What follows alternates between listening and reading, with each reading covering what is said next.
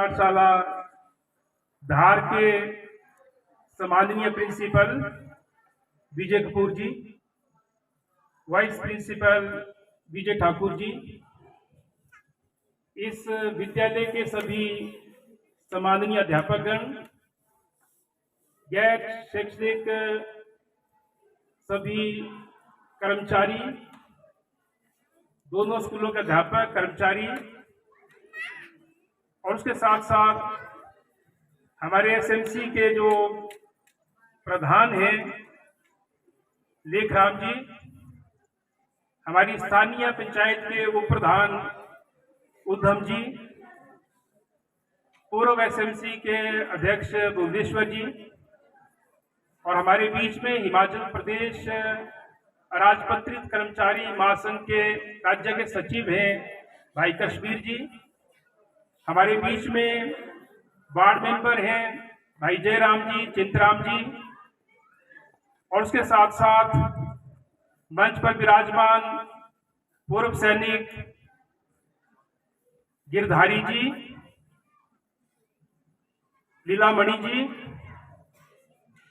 जी और मेरे साथ आए पूर्व सैनिक हवलदार किशन सिंह चौहान जी, कमांडो नरेश दरवाल जी, ठाकुर सिंह भरेड़ी जी,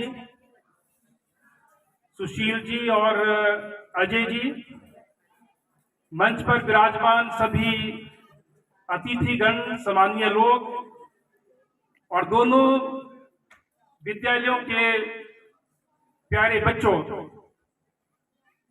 आज बड़े गर्व का विषय है। हम सब लोग आज अपनी स्वतंत्रता का 78वां वर्षगांठ मना रहे हैं। आज हमारे देश को आजाद हुए 77 साल हो गए। मैं इस मौके पर सबसे पहले श्रद्धांजलि देना चाहता हूं आजादी के उन रणबांकुरों को जिन्होंने हंसते हंसते अपने जीवन का सर्वोच्च बलिदान दिया और उन्हीं के बलिदानों का नतीजा है कि आज हम सब लोग आजाद भारत में सांस ले रहे हैं। प्यारे बच्चों, इससे पहले यानी कि 15 अगस्त 1947 से पहले हमारा मुल्क लगभग ऐसा था जैसे आप अपने घर में हो, आपके घर में बाहर से आकर के कुछ लोग कब्जा कर लें और फिर वही लोग जो है पूरे घर को संचालित करें कि आपने कैसे उठना है, कैसे बैठना है, कहाँ जाना है, क्या खाना है। लगभग ये हालत हमारे मुल्क की थी। ईस्ट इंडिया कंपनी के नाम से एक कंपनी व्यापार के बहाने हमारे हिंदुस्तान में आई थी और उसी के चलते जो है ब्रिटिश राज यहाँ पर कायम हुआ। ब्रिटिश राज के खिलाफ, अंग्रेजों के शासन के खिलाफ एक लंबा संघर्ष हमारे मुल्क में लड़ा गया। कई सौ साल वो संघर्ष चला, अनेकों कुर्बानियां हुई। हमारी जंगे आजादी में बहुत सारे लोगों ने अपनी जानें कुर्बान की हैं। 23 साल की उम्र में भगत सिंह हंसते हंसते फांसी का फंदा चूम गए। 17 साल की उम्र में खुदीराम बोस जो है शहीद हो गए। अनगिनत लोगों ने शहादतें दी हैं, चाहे रानी लक्ष्मीबाई हो, चंद्रशेखर आजाद हो, राजगुरु हो, सुखदेव हो, बटुकेश्वर दत्त हो, यतीन्द्र नाथ सान्याल हो, अशफाक उल्ला खां हो, चंद्रशेखर आजाद हो, अनगिनत लोग हैं। और जिस उम्र में आप प्रश्न प्रश्न कर रहे हैं, कुछ ऐसे भी नौजवान थे जो आजादी का जज्बा लिए पराधीनता के खिलाफ अपनी कक्षाओं का बहिष्कार करके अपने आप को कुर्बान कर दिया था, अपनी जिंदगी का सर्वोच्च बलिदान दिया था इस देश की आजादी के लिए। तो सबसे पहले मैं चाहूंगा आजादी के उन रणबांकुरों को हम श्रद्धांजलि इस मौके पर जरूर दें। अगली बात जो मैं कहना चाहूंगा, आज जो तिरंगा पूरे हिंदुस्तान के कोने कोने में शान के साथ लहराता है, अगर उन लोगों ने अपनी जानों की कुर्बानियां न दी होती, हमारी पिछली पीढ़ी के लोग अगर देश की आजादी की खातिर लड़े ना होते, तो आज शायद हम सब यहाँ लोग जो है मौजूद ना होते। कि आजादी के दौरान कुछ सपने थे, और सपने क्या थे, मैं अगर चंद बातों में उल्लेख करूं आपके सामने, तो हमारा हिंदुस्तान एक गुलदस्ता है। यहाँ पर अलग अलग भाषाएं बोली जाती हैं, अलग अलग वेशभूषाएं हैं, अलग अलग रीति रिवाज हैं, अलग अलग धार्मिक मान्यताओं को मानने वाले लोग हैं, और ये सब लोग मिलकर के एक खूबसूरत हिंदुस्तान बनाते हैं।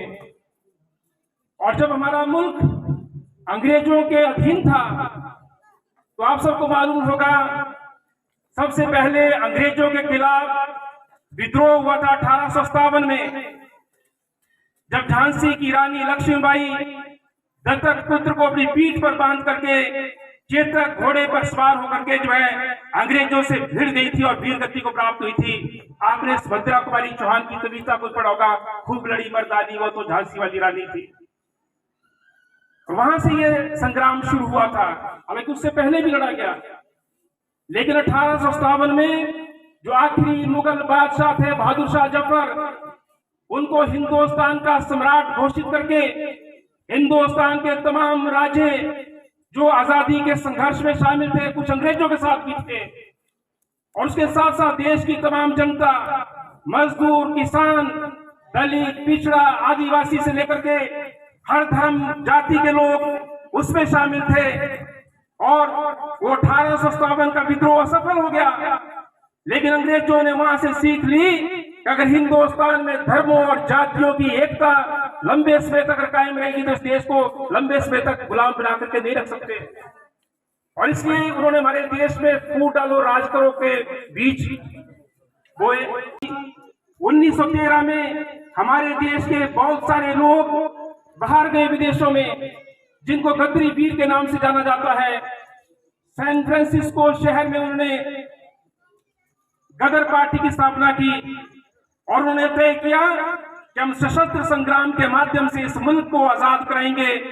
हथियार इकट्ठा किए विदेशों में, पैसा इकट्ठा किया, योजना बनाई, एक कामा गाटा मारू नाम से एक जहाज भर करके हथियारों से और लड़ाके भी साथ में वो हिंदुस्तान की बंदरगाह में पहुंचे, लेकिन उसकी भनक अंग्रेजों को लगी थी, और उन्हें वहीं पर जो है बहुत सारे क्रांतिकारियों को जो है मार दिया, गोलियों से भून डाला। जो पकड़े गए उनको काला पानी, उम्र कैद और फांसी की सजा हुई। ये बात मैं इसलिए बोल रहा हूं ताकि हमारे बच्चे जो स्कूलों में पढ़ रहे हैं, आप ये समझ सकें हमारी पिछली पीढ़ी के लोगों ने किस तरीके की कुर्बानियां हमारी खातिर दी है इस देश के अंदर। और उसके बाद मुख्य मोड़ आता है जब महात्मा गांधी जी अपनी पढ़ाई पूरी करने के बाद देश वापस आए, और उसके बाद 1921 में उन्होंने असहयोग आंदोलन का नारा दिया। बहुत सारे क्रांतिकारी लोग, क्रांतिकारी नौजवान उसमें कूद पड़े, भगत सिंह जैसे क्रांतिकारी, और उसके साथ साथ बंगाल में अनुशीलन युगांतर के नाम से क्रांतिकारी संगठन चलता था, मुंबई में विष्णु गणेश पिंगले, ऐसे अनेक लोग थे, मुजफ्फर में वो जो है नौजवानों को संगठित करते थे। वो सारे के सारे लोग गांधी जी के नेतृत्व में असहयोग आंदोलन में कूद पड़े। आपने चौरा चौरी की घटना पड़ी होगी, चौरी चौरा, उसमें आपने देखा अंग्रेजों ने हिंदुस्तानियों के ऊपर जुल्म किया, और जब आसपास के किसान इकट्ठा हुए और उन्होंने अंग्रेजों की उस चौकी के ऊपर हमला कर दिया, और उसमें कई किसान शहीद हो गए थे, लेकिन अंग्रेजों के भी जो है 22 सैनिक मारे गए। उसके बाद गांधी जी ने आंदोलन वापस ले लिया था, असहयोग आंदोलन, इसमें हिंसा हुई है, लेकिन आंदोलन चलता रहा। और 1942 में भारत छोड़ो आंदोलन की शुरुआत हुई। 9 अगस्त को मुंबई के एक मैदान से जो है गांधी जी ने ऐलान किया था, अंग्रेजों भारत छोड़ो, डू एंड डाई का नारा उन्होंने दिया था, करो या मरो का। और आखिरकार 15 अगस्त 1947 को अंग्रेजों को मजबूर किया गया ये देश छोड़ने के लिए। और इसलिए जो झंडा यहाँ पर लहराया, आप लोगों ने फहराया देखा, क्योंकि इसी दिन जो है पहली बार 15 अगस्त 1947 को अंग्रेजों का झंडा हिंदुस्तान से उतरा और हमारा झंडा जो है बुलंदी पर चढ़ा। इसलिए मैं चाहूंगा सबसे पहले आप इस झंडे के लिए जोरदार तालियां बजाएं। दूसरा मैं ये भी चाहूंगा कि जिस तरीके से आपने मार्च पास्ट किया यहाँ पर बच्चों ने, और जिन भी अध्यापकों ने वो तैयारी करवाई वो काबिल तारीफ है। दूसरी ताली आप सबके लिए,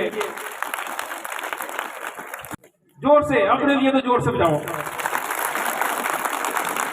तीसरी बात जो मैं कहना चाहूंगा, जिस तरीके का सांस्कृतिक कार्यक्रम आप लोगों ने प्रस्तुत किया इस छोटी सी उम्र में, और जिस तरीके से मंच पर आकर के बेझिझक आपने जो है यहां से किसी विषय के ऊपर बात रखी, आपने यहाँ पर स्किट पेश की, एकांकी एक बेहतर संदेश उससे दिया, नशे के खिलाफ, हरियाली के लिए, पेड़ लगाने के लिए, पर्यावरण बचाने के लिए। और जिस तरीके से बच्चियों ने लोक नृत्य किया और छोटी नन्ही बच्चियों ने जिस तरीके से यहाँ पर जो है अपने हुनर को पेश किया, उसके लिए एक बार फिर से आप सब लोगों को बधाई और अपने लिए फिर से तालियां बजा दो। और जिन अध्यापकों ने ये मेहनत की है, मुझे मालूम है हम कोई भी मां के पेट में सीख करके नहीं आते हैं, और इसलिए जिन भी लोगों ने तैयारी करवाई है आपकी काबिल तारीफ है, उन सब के लिए भी जोरदार तालियां। 15 अगस्त के मौके पर जिस खूबसूरत तरीके से मंच संचालन होना चाहिए, हमारे जो वाइस प्रिंसिपल साहब हैं विजय ठाकुर जी, प्रीति मैडम हैं और यादविंदर सर हैं, इन तीनों ने भी बहुत खूबसूरत तरीके से जो मंच संचालन किया, उनके लिए भी तालियां। इसलिए भी बात कहना चाहता हूं, आज का दौर और हमारा दौर कुछ अलग था। हमें तो हिम्मत नहीं होती थी जब हम स्कूल में पढ़ते थे कि हम मंच पे जाकर के कुछ परफॉर्म करें। स्कूल की चार दीवारी पूरी करने के बाद कॉलेज में पहुंचे, कुछ सीखे, जीने का ढंग पता लगा और मालूम चला कि जिंदगी में हमारा भूमिका क्या होनी चाहिए। उससे पहले कुछ मालूम नहीं था, लेकिन आज का बच्चा हमारे से बहुत समझदार है। आज जिस तरीके की प्रतिभा आप लोगों के अंदर है वो काबिल तारीफ है। और हम तो कॉलेज की पढ़ाई पूरी करने के बाद जब हाईएस्ट इंस्टीट्यूट ऑफ लर्निंग में पहुंचे, शिक्षा के सबसे बड़े मंदिर में, विश्वविद्यालय में, तब जाकर के इस तरीके के कार्यक्रमों को हमने खुद भी करवाया। और इसलिए वो यादें आज मुझे ताजा हो गई, जिस तरीके से आप यहाँ पर परफॉर्म कर रहे थे और सिर्फ आप नाच गा नहीं रहे थे, जिस तरीके की भाव भंगिमाएं, एक्सप्रेशन आप लोग दे रहे थे, वो काबिल तारीफ है। हमारे वक्त में हमारी हिम्मत नहीं होती थी मंच पर जाने की, और इसलिए आज देश का भविष्य उज्जवल है और आप सब लोग इस देश का भविष्य हो।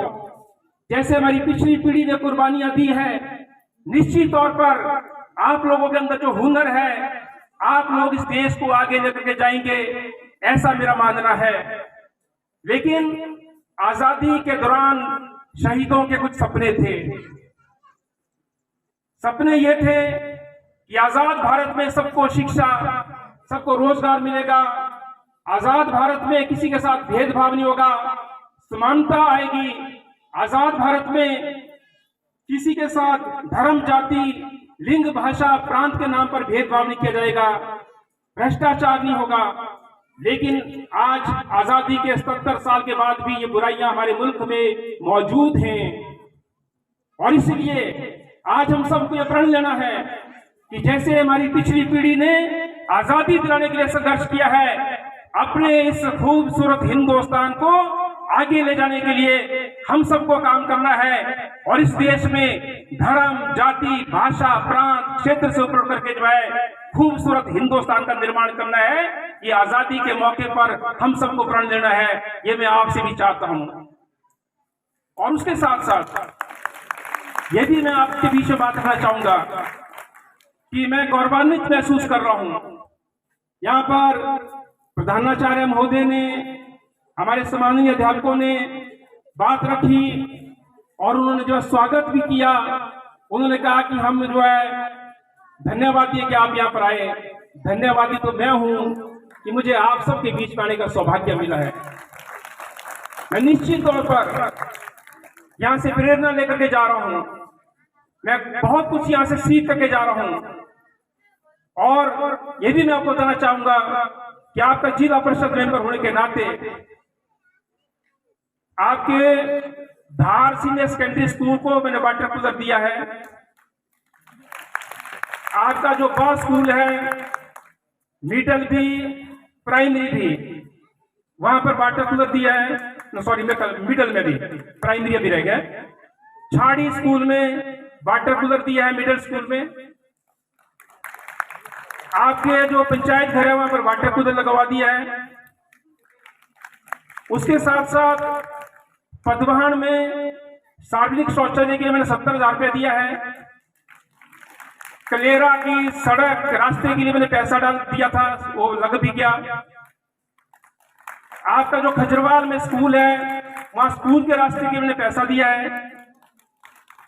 आपका जो गंधर्व देव मंदिर का रास्ता है, उसके लिए मैंने पैसा दिया है अपनी निधि से। और उसके साथ साथ ये भी मैं आपको बताऊं कि आपका जो प्राइमरी स्कूल है, उसके लिए मैंने वाटर कूलर डाल दिया। वो जब भी आएगा वो लग जाएगा, जो धार का स्कूल है। उसके अलावा आपके 2 मंदिर हैं भटवाड़ी में, दोनों मंदिरों के लिए मैंने वाटर कूलर डाले हैं अभी। आपके कसौन स्कूल के लिए वाटर कूलर डाला है। आपके पदवान स्कूल के लिए वाटर कूलर डाल दिया है। आपका जो छाड़ी जो वह का प्राइमरी स्कूल है, उसके लिए वाटर कूलर डाल दिया है। और वह पंचायत घर में भी वाटर कूलर पहले से लगा दिया है। यह भी मैं आपको बता दूं कि जो आपका स्कूल है, 1,11,000 रुपया 2024-25 के अपने वर्क प्लान में मैंने अपनी नीति से जो है शौचालय निर्माण के लिए पैसा डाल दिया है। लेकिन वो पैसा क्योंकि पंचायत को आएगा और वो अगले साल पहुंचेगा। दिक्कत यह है कि अभी 2023-24 का जो हमारा प्लान था, उसका पैसा भी जो है अभी नीचे नहीं गया है, वो आजकल उसको डाल रहे हैं। तो जो अभी 24 में मैंने डाला है 1,11,000 रुपया शौचालय निर्माण के लिए, वो अभी अगले साल जो है वो आपके पंचायत में पहुंचेगा और फिर पंचायत उस काम को करवाती है। इसके अलावा मैं भी बता दूं आपको कि जो ब्रह्मपाल देव मंदिर है पंचायत में, वहां के सार्वजनिक शौचालय के लिए मैंने 75,000 रुपया डाला है। आपका कुम्हाटा में एक मंदिर है, उसके सार्वजनिक शौचालय के लिए मैंने 75,000 रुपया डाला है। और उसके साथ साथ कुछ सोलर लाइट्स मैंने लगाई है। 6 लाइटें मैंने 2023-24 वाले प्लान में डाली है, वो जब आएंगी तो जिन जिन गांवों की वो लग जाएगी। और 5 लाइटें मैंने 2024-25 वाले में डाली है। तो प्राचार्य साहब बोल रहे थे कि हमारे यहाँ की स्कूल की लाइट खराब हो गई है, एक सोलर लाइट यहाँ पे लग जाए तो शिक्षण संस्थान बेहतर हो। उससे बड़ा हमारे लिए कुछ और हो नहीं सकता है, क्योंकि शिक्षा की बेहतरी के लिए हर समय जो है हम काम करना चाहते हैं, यही हमने सीखा है। और इसलिए सोलर लाइट तो बहुत बड़ी बात है, लेकिन स्कूल की जो डिमांड है सोलर लाइट की, वो भी यहाँ पर लग जाएगा। पर जब वो आएगी लाइट तभी लगेगी, क्योंकि वो एकदम से खरीद कर लगती। मैंने 6 लाइटें डाली, उसमें से एक यहाँ के लिए हो जाएगी। मैं ज्यादा बातें ना कहते हुए, कुछ लेख ख्याल जी ने, जो हमारे SMC के माननीय अध्यक्ष हैं, उन्होंने कुछ मुद्दे उठाए हैं। प्रिंसिपल साहब भी बात कर रहे थे, बिल्डिंग का मसला है, ये मंच का मसला है। तो मैं ये भी कहना चाहूंगा कि इतना बजट हमारे पास होता नहीं है। और हमारी जो टोटल नीति है साल की 18 लाख है, उसमें भी 11 लाख कुछ हजार जो है टाइड का पैसा है, जो शौचालय निर्माण या दूसरे कामों में लगता है। बचता है 40% यानी कि 7 लाख कुछ हजार रुपया। उसी में सोलर लाइटें लगानी है, उसी में सड़क का निर्माण करना है, उसी में रास्ते का निर्माण करना है, उसी में फर्नीचर का देना है, कहीं पर लाइब्रेरी उसी में डेवलप करनी है, कहीं रेलिंग लगानी है, प्ले ग्राउंड है, या कहीं पर जो है कोई डंगा लगाना है, वो सारे काम उसमें है। तो आप सोचिए, मेरे जिला परिषद वार्ड में 400-500 गांव हैं, 100 से ज्यादा वार्ड हैं। हर गांव में सोलर लाइट की भी मांग होती है और हर घर में होती है। और एक साल में अगर 40-42 में सोलर लाइट में डालता हूं तो सारी की सारी जो अनटाइड की नीति है 7 लाख कुछ हजारों खत्म हो जाती है। लेकिन एक कोशिश निरंतर रही है कि जो भी काम करना है ऐसा करना है जो सार्वजनिक हित के काम आए। और इसलिए मेरा जो भी 3 साल का रिकॉर्ड है, मैंने कहीं पर भी किसी को व्यक्तिगत जो है नीति से नहीं दिया, किसी रिश्तेदार के लिए नहीं कोई सोलर लाइट आई, किसी और के लिए नहीं। और मैं ये भी आपको बता दूं कि जितने मेरे वार्ड में स्कूल पढ़ते हैं, अब लगभग मैंने सारे स्कूलों को कवर कर दिया। हर स्कूल में जो है वाटर कूलर डाल दिए हैं और 60 से ज्यादा वाटर कूलर लग भी गए पूरे जिला परिषद वार्ड में। और लगभग 32-33 सार्वजनिक शौचालय के लिए पैसा दिया है। उसके अलावा सोलर लाइटें 90 के आसपास लगा दी हैं, कुछ और लाइटें डाली हैं। तो मेरी कोशिश रहेगी सर कि हमारी निधि तो कम है, हमारी निधि तो कम है, लेकिन हम सब लोग मिलकर के एक रिप्रेजेंटेशन आप भी बनाओ, एक लेटर स्कूल की तरफ से और एक पंचायत की तरफ से भी हो जाए, कुछ जनता के हस्ताक्षर होते हैं वो भी हो जाए। अगली जो हमारी जिला परिषद की मीटिंग होगी, स्कूल की बिल्डिंग का मसला, लाइब्रेरी का मसला और उसके साथ साथ ये मंच निर्माण का मसला मैं वहां पर जरूर उठाऊंगा, जो कुछ सड़कों के मुद्दे भी हैं। और संभव हुआ, क्योंकि वहां से प्रस्ताव पारित करना कोई मुश्किल काम नहीं है, वहां से डिप्टी डायरेक्टर को चला जाएगा, डिप्टी डायरेक्टर साहब का आपको लेटर आ जाएगा। पहले भी यहाँ पर बात हुई थी, मैंने उसी दिन जो है एक्शन साहब से बात की थी, तो एक एस्टिमेट आपने यहाँ से बना करके वो जो पीडब्ल्यूडी वाले ने वो भेजा भी है। लेकिन अभी फिर से जो है वो जो बाकी के काम है उसके लिए करेंगे, और अगर डीसी हेड से कुछ पैसा आ सकता है उसके लिए जो है हम प्रयास करेंगे, और अगर एक डेलीगेशन लेकर के जाना पड़ेगा तो हम वहां पर भी जाएंगे। और सिर्फ अब हमारी जो है जो आखिरी साल की नीति है 2025-26 की, क्योंकि हम 2025 दिसंबर तक जो जिला परिषद है, उसके बाद तो वैसे भी रोटेशन आपको पता है कि वो 5-5 साल के बाद चेंज होती है, अगली बार हम नहीं होंगे कोई और होंगे, लेकिन सिर्फ अब आखिरी साल की नीति बचती है। तो अगर कुछ संभव होगा तो कुछ चीजों के लिए मैं जो है 2025 में जो भी संभव हो पाएगा वो जो है डाल दूंगा पैसा, लेकिन बाकी कामों के लिए जो है सरकार से, प्रशासन से बात करेंगे। और इतना मुझे मालूम है, जब हम सरकार या प्रशासन से बात करेंगे दबदार तरीके से, तो कहीं ना कहीं जो उनको उस बात को मानना होगा कि मेरी बात नहीं है, मेरी मांग नहीं है, कि यहाँ के इलाके के लोगों की मांग है, और यहाँ के छात्रों के भविष्य के लिए, शिक्षा की बेहतरी के लिए हमारी एसएमसी के साथ साथ हमारा जो स्कूल मैनेजमेंट है पूरी की पूरी, हमारा जो स्कूल का एडमिनिस्ट्रेशन है, प्राचार्य महोदय, प्रधानाचार्य महोदय से लेकर के सारा स्टाफ, वो सभी चिंतित है ये होना चाहिए। तो निश्चित तौर पर it is my prime duty कि मैं भी इसके लिए कुछ काम करूं। और आखिर में एक बात कहना चाहूंगा, मैं इसी के साथ आप सबका धन्यवाद करता हूं। मेरे शब्दों में किसी भी तरीके की आप लोगों को कोई ठेस पहुंची हो, आजादी के मौके पर अगर मैं कोई गलत शब्द बोल गया हो आजादी के इस सालगिरह के मौके पर, तो मैं आप सबसे माफी चाहूंगा। लेकिन मैं एक आश्वासन आप सबको देना चाहूंगा, आप जब भी पुकारें, जिस मर्जी वक्त पुकारें, हम जिला परिषद हो ना हो, और ये पूरी दुनिया को मालूम है, ये सिर्फ चुनावों का सवाल नहीं है। मैं जब विश्वविद्यालय में पढ़ता था, when I was elected as president there, elected as secretary there, मैंने उस वक्त तय किया था जब तक इन फेफड़ों में सांस चलेगी, रगों में खून बहेगा, ये पूरी जिंदगी मजदूर, किसान, आम लोगों के लिए समर्पित है। और इसलिए हम कल को जिला परिषद होंगे ना होंगे, उसके बावजूद भी इस इलाके से एक नाता मेरा जुड़ गया है। और जब भी आपको कोई हमसे काम होगा, बेझिझक होकर के आप जब मर्जी बोले सर, और आपको प्रार्थना करने की जरूरत है कि आप हुक्म किया करो, हम जो है हाजिर होने की कोशिश करेंगे। तो आप सबका बहुत बहुत धन्यवाद, आपने आने का मौका दिया। आप सबके बीच में आज जो है स्वतंत्रता दिवस मनाने का मुझे अवसर मिला। बच्चों, आपका विशेष तौर पर बहुत बहुत धन्यवाद ये सारी प्रस्तुतियों के लिए। जय एकता, जय हिंद, हिंदुस्तान जिंदाबाद, भारत जिंदाबाद, इनकलाब जिंदाबाद।